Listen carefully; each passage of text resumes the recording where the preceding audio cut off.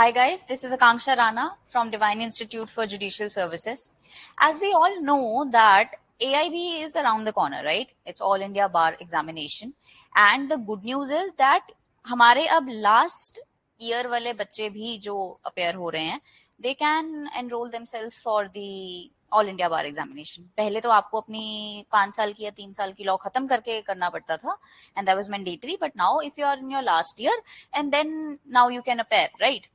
So that's a great news. But what is the another important news is that there are a few changes in our syllabus for the all India bar. अब changes क्या है? अभी तक तो हम यही anticipate कर रहे थे कि भाई साहब हमें तो पुरानी आईपीसी, सीआरपीसी, एविडेंस ये पढ़ना है. But you know what's the major twist? कि हमें अब पुराना भी पढ़ना है, हमें अब नया भी पढ़ना है. That's the point. कैसे पढ़ना है, क्या करेंगे, we are going to discuss that, right? But before getting into that in detail, हम पहले एक बार सिलेबस देख लेते हैं. और दूसरी चीज जो मैं एक क्लास डिस्कस करने से शुरू करने से पहले डिस्कस करना चाहती थी कि पहले ना ये ओपन बुक होता था, ठीक है?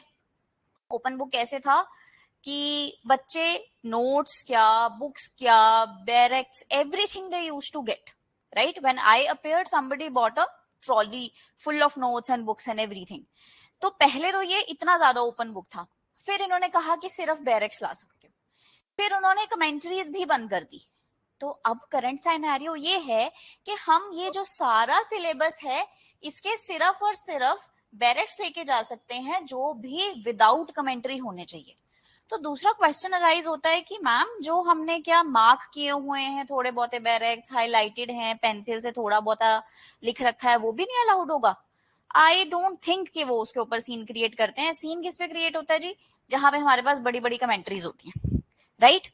सो हमने क्या चीज ध्यान रखनी है कि एक तो विदाउट कमेंट्री के बैरेक्स अलाउड है, पर बैरेक्स भी तो तभी हेल्प करेंगे ना जब हमें पता होगा कि कहां से क्या ढूंढना है. इतना टाइम नहीं होता है.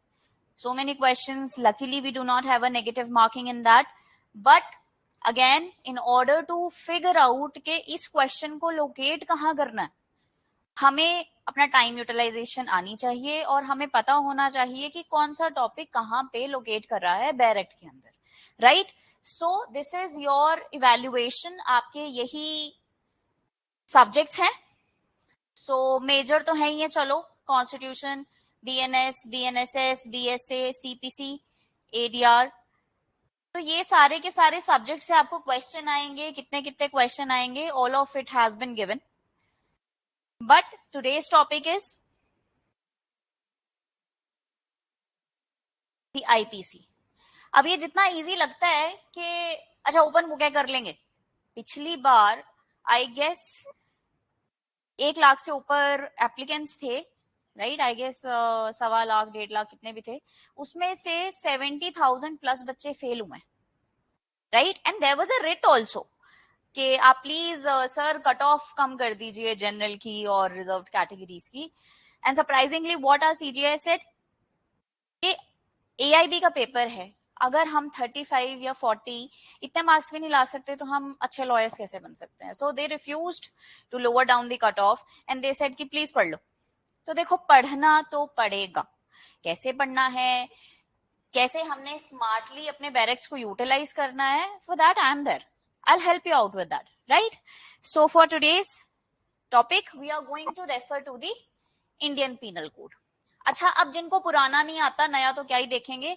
आई will give you a smaller trick to how to memorise the indexes. इन सारे सब्जेक्ट्स के जो आपके बैरेक्ट बेस्ड हैं, हम उसको क्या कर सकते हैं, हम उसका ना इंडेक्स थोड़ा सा मेमोराइज करना शुरू कर सकते हैं. थोड़ा सा भी कैसे कि हमें बस चैप्टर्स पता हो कहाँ कहाँ पे क्या क्या है, ताकि अगर क्वेश्चन आए तो मुझे पता हो कि मुझे कौन से टॉपिक से क्वेश्चन पूछा गया है, मैं फटाफट से बैरेक्ट उठा के उसमें से देख पाऊं, राइट? तो सबसे पहले तो हम देखते हैं हमने आईपीसी को कैसे केटर करना है. Let's discuss that first and then we will come to the Bharatiya Nyaya Sanhita. अच्छा, I don't know how you guys have seen IPC till date, but I have seen it in a very different way.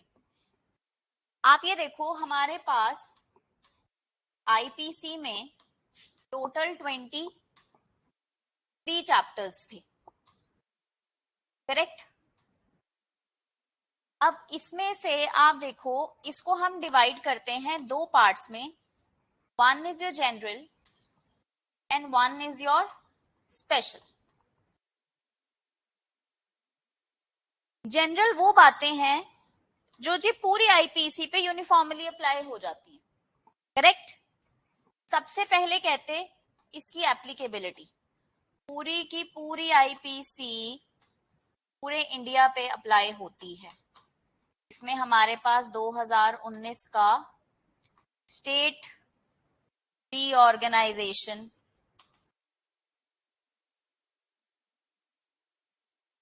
Act of Jammu and Kashmir important बन जाता है। इसकी वजह से IPC अब JNK पे भी लगती है, करेक्ट। दूसरा उन्होंने बात की जी जर्नल एक्सप्लेनेशंस की। क्या कहा, कहते देखो ना, हम आपको एक सेट ऑफ डेफिनेशंस देंगे, जो डेफिनेशंस आपको पूरे के पूरे आईपीसी में कहीं पे भी मिल रही हैं। उसका मतलब ये होने वाला है, फॉर एग्जाम्पल उन्होंने कहा कि एक मैन का मतलब क्या होगा, कहते हम उसमें एक वुमेन भी इंक्लूड करेंगे, राइट। पर्सन में विमेन मैन बोथ इंक्लूडेड हैं। वॉलेंटरी का ये मतलब होगा, रॉन्गफुल गेन रॉन्गफुल लॉस का ये मतलब होगा, फ्रॉडुलेंट का ये मतलब होगा। तो आपको जो फ्रॉडुलेंट वर्ड है वो पूरी आईपीसी में कहीं पे भी दिखता है, उसका मतलब आपने ये असाइन करना। गुड फेथ का क्या मतलब होगा, right. This was your chapter.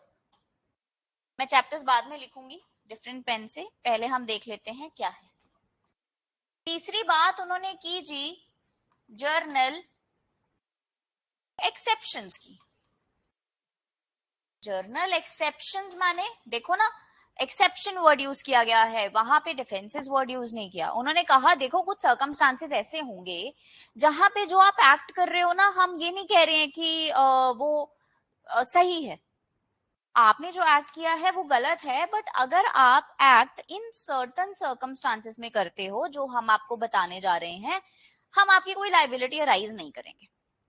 और अगर कोई भी ऑफेंस जो आगे जाके आप पढ़ने वाले हो वो इन सर्कमस्टांसेस में किया गया है, नो लाइबिलिटी, करेक्ट। फिर इसमें ही राइट ऑफ प्राइवेट डिफेंस था कि देखो अपने आप को बचाने का राइट तो सबके पास होना चाहिए, तो वो जो तो आप कर रहे हो वो सही है, that's why it's defence and other are the exceptions, correct. अब फोर्थ में बात करते हैं, तो उन्होंने बात की अबेटमेंट की। अबेटमेंट क्या, किसी को भड़काना, किसी को हेल्प करना कुछ काम करने में, राइट। किसी के माइंड के साथ टेक्निकली खेलना या किसी की एडिंग करना कि भाई साहब देखो आप तो एक्चुअली में इन्वॉल्व नहीं हो रहे हो काम में, पर आप चाहते हो कि ये काम हो जाए। आपने किसी को भड़काया कि यार तेरे साथ तो ये गलत हो गया, मैं तो नहीं सहता, और उसने उस इंस्टिगेशन में आके दूसरे की जान ले ली। आपने तो कोई एक्टस रियस किया ही नहीं, एक्टस रियस तो ये अबेटमेंट से हुआ है, ठीक है। आपका एक्टस रियस सिर्फ अबेटमेंट था, actual acts Reis of death दूसरे ने कॉज किया है। वो कहते हैं जी आप किसी भी ऑफेंस की अबेटमेंट करो, यहाँ पे फॉल कर जाता है। फिर उन्होंने बात की फिफ्थ, क्रिमिनल कॉन्स्पिरेसी की। इसमें चलो हम लास्ट चैप्टर अटेम्प्ट भी लगा लेते हैं। ये तो जर्नल बातें हैं, कोई भी हमने ऑफेंस दिए हैं, आपने अगर उसका अटेम्प्ट किया तो उसकी सजा आधी आपको मिलेगी ओरिजिनल ऑफेंस की। तो ये जो सारी बातें हैं ये पूरे आईपीसी पे यूनिफॉर्मली अप्लाई हो जाती हैं। Let's see the chapters. Applicability is your chapter 1, जो आपकी जूरिसडिक्शन एंड ऑल की भी बात करता है। Journal explanation is your chapter 2। Exception, इसके अंदर हम एक और डालेंगे पनिशमेंट्स।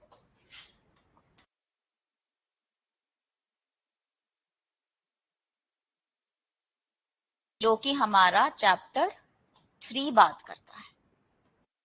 कौन सी पनिशमेंट्स होंगी जी, लाइफ इम्प्रिजनमेंट, आपकी डेथ, आपकी forfeiture of property, what all is gonna be there, right. General exceptions हमारा चैप्टर 4 में, अबेटमेंट हमारा चैप्टर 5 में, क्रिमिनल कॉन्स्पिरेसी हमारा चैप्टर 5A के अंदर, और अटेम्प्ट हमारा चैप्टर 23 के अंदर, राइट? तो ये तो जर्नल बातें करते थे। टोटल 23 ही चैप्टर्स थे हमारे पास। Now let's talk about the special part. कहते देखो जी, वैसे तो अगर हम ध्यान से देखें, क्राइम ऐसी चीज है जो पूरे के पूरे सोसाइटी को अफेक्ट करती है. That's why state has the burden to deal with the crime, right? Crime is always against the society, and इसकी वजह से जो स्टेट है इसको डील करने का बर्डन अपने शोल्डर्स पे लेती है. बहुत सारे हम केसेस पढ़ते हैं, X Y Z versus state, state versus X Y Z, right? We all are aware about it. But what we need to figure out in IPC, देखो कहते चैप्टर 6 से लेके चैप्टर 15 तक जो ऑफेंसेस हैं वो ऐसे ऑफेंसेस हैं जो आपके अगेंस्ट सोसाइटी एट लार्ज किए जाते हैं. फॉर एग्जाम्पल, आपका चैप्टर 6 डील करता है स्टेट ऑफेंसेस के साथ, 7 डील करता है उस स्टेट के ऑर्गन्स के साथ, that's what we call army, navy, air force, right? फिर उसके बाद पब्लिक की ट्रैंक्विलिटी के साथ, सोसाइटी की पीस के साथ, आपकी फैमिली रिलेशंस में there are certain offences that you do against the society at large. Getting my point? Counterfeiting the coins. तो इसमें क्या है, हम ना एक इंसान को टारगेट नहीं कर रहे हैं, हम सारे के सारे लोगों को टारगेट कर रहे हैं, हम बहुत सारी सोसाइटी एट लार्ज को टारगेट कर रहे हैं. राइटिंग हो गया, एफ्रे हो गया, या वेट्स एंड मेजर्स के साथ कोई ऑफेंस कर दिया, आपने किसी की रिलीजियस सेंटिमेंट्स हर्ट कर दिए. रिलीजन वाला तो याद रखने का कोई प्रॉब्लम ही नहीं है ना, सिद्धू मूसेवाले का 295 गाना आया था, तो अभी 295 सेक्शन जो है आपका, वहां से आपके religious offences against the religion वो स्टार्ट हो जाते हैं. तो टेक्निकली ये जो सारे के सारे ऑफेंसेस हैं, ये चैप्टर 6 टू चैप्टर 15, ये आपके डील करते हैं ऐसे ऑफेंसेस के साथ जो ऑफेंसेस आपके सोसाइटी एट लार्ज को अफेक्ट करते हैं. But on the very other side, जो आपके चैप्टर 16 टू चैप्टर 22 हैं,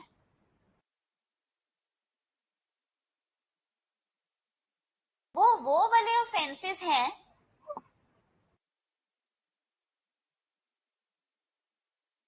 जो आपके offences against individuals.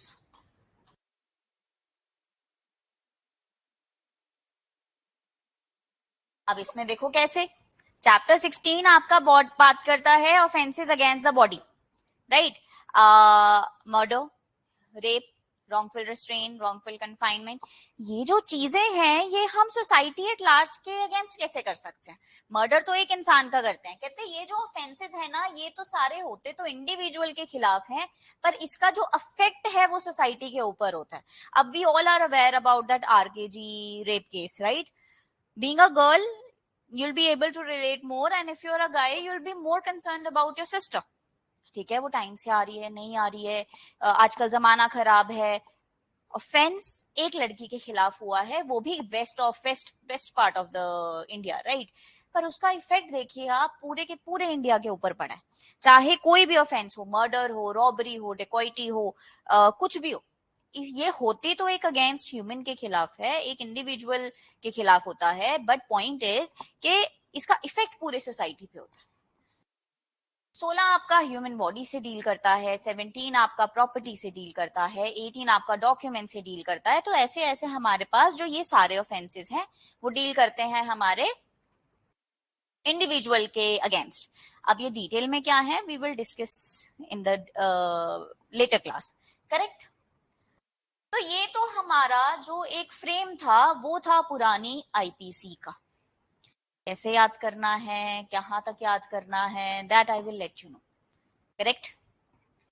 But now what about this भारतीय न्याय संहिता 2023, अरे यार मतलब देखो, अभी प्रॉब्लम दोनों को है, उन लोगों को भी है जिन लोगों को आईपीसी याद थी, अब नहीं याद करनी पड़ेगी।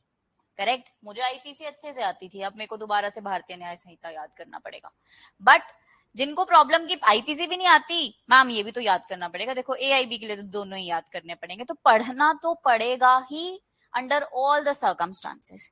सो लेट्स डिस्कस के अब भारतीय न्याय संहिता की रेंज में क्या चेंजेस आए और हम किस तरह के क्वेश्चंस एंटिसिपेट कर सकते हैं, keeping in mind that they know the fact that ये जो सारे हमारे भारतीय न्याय संहिता, भारतीय नागरिक सुरक्षा संहिता एंड भारतीय साक्ष्य अधिनियम, ये हम सबके लिए नए हैं, लॉयर्स के लिए, जजेस के लिए, supreme court, high court, district court, सब जजेस के लिए नए हैं।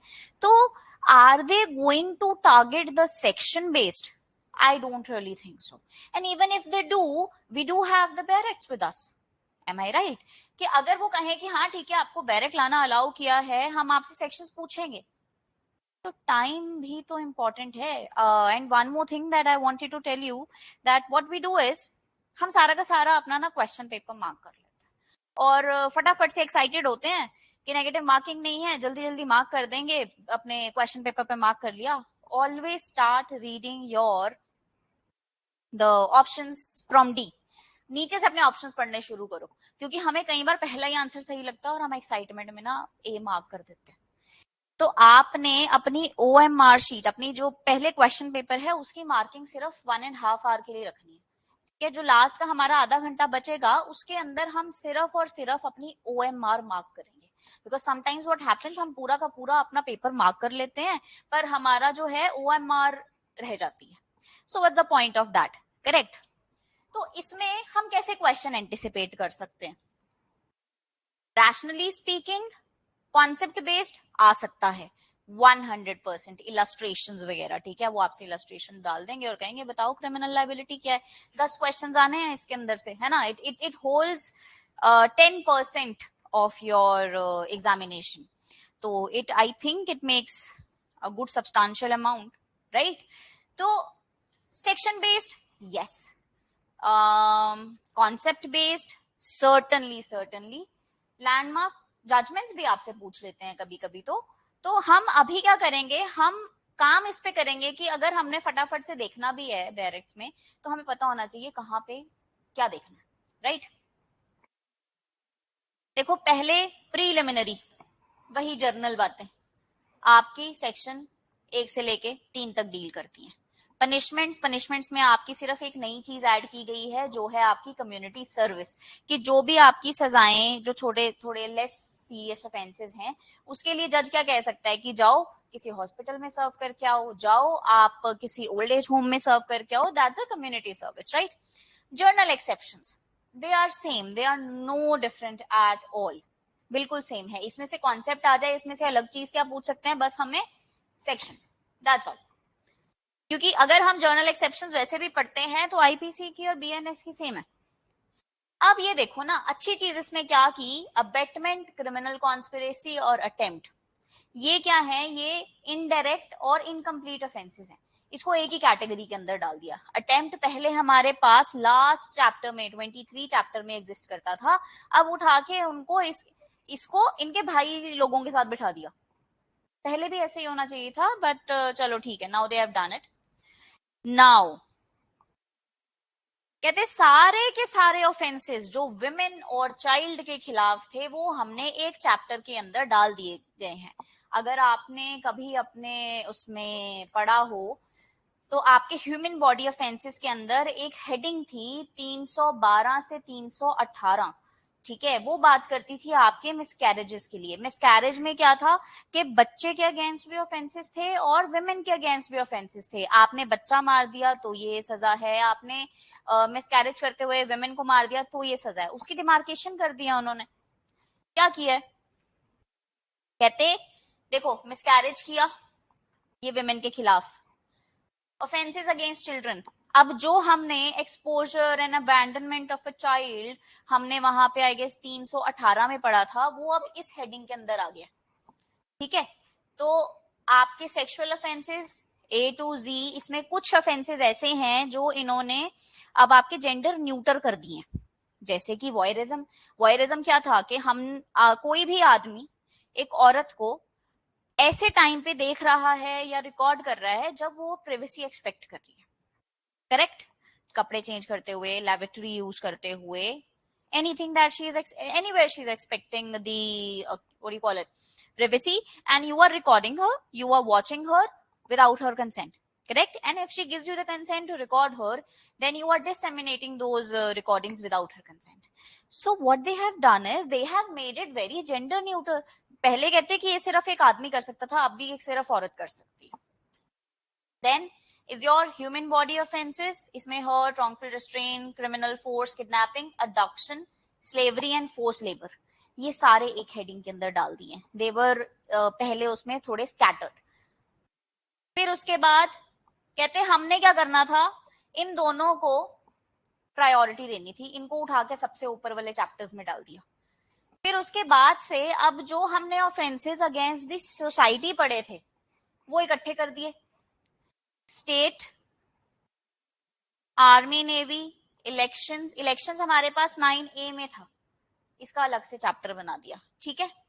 फिर आपके coin, currency, bank notes, government stamps, इनके खिलाफ जो ऑफेंसेस हैं.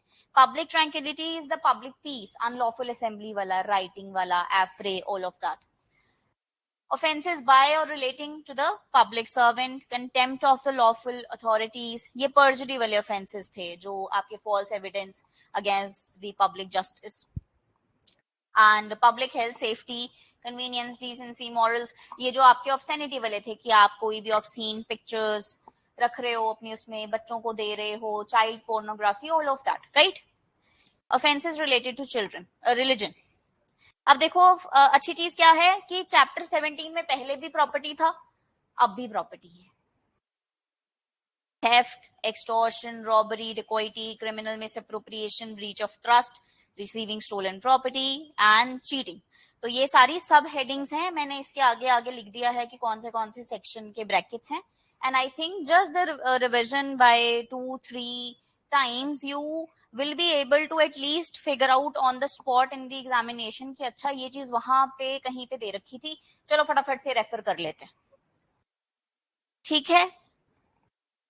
fraudulent deeds and disposition of property, mischief, criminal trespass. और फिर अब देखो पहले आपके डॉक्यूमेंट्स तब पहले भी 18 में थे, अब भी 18 में थे, अब भी 18 में है. डॉक्यूमेंट को याद रखने का क्या तरीका है जी, हम 18 साल के हुए थे जब अपना आधार कार्ड बना, पहला लीगल डॉक्यूमेंट हमारा अपना जो मिला था वो 18th ईयर ऑफ एज में मिला था. तो 18th chapter is your documents. And then your criminal intimidation, insult, annoyance, defamation, ये अलग से, and repealing and the savings clause. Now 23 chapters have been reduced to 20 and it's easier to memorize, but for AIBE हमको दोनों ही memorize करने हैं. तो अब कैसे करने हैं, we are going to discuss in our crash course, right? तो हम ये सारा का सारा सिलेबस ही फटाफट से डिस्कस करेंगे और इतना तो कर लेंगे कि आप अपना पेपर पास कर पाओ अच्छे मार्क्स के साथ, right? So for any other details you can contact on the numbers given below, and I really hope to see you all very soon. Thank you.